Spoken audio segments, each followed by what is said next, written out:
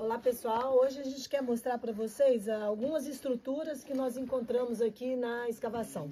Então olha só, nós encontramos estruturas que estão rodeadas por blocos de calcário, muitos carvões e manchas de terra queimada.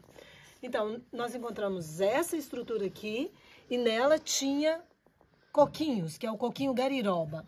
Essa outra aqui, onde a Lorenza trabalha, nós tínhamos uma grande estrutura com muito vegetal e muito carvão. Ela está no final, então a gente já retirou tudo.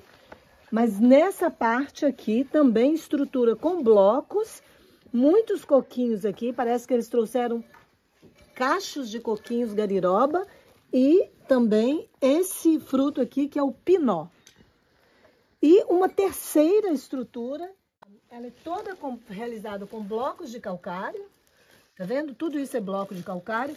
E aqui, diferente da outra quadra, nós não tínhamos nenhum alimento. Então não tinha coquinho, não tinha pinó, não tinha osso de fauno. Não tinha isso. Mas a gente tem carvões.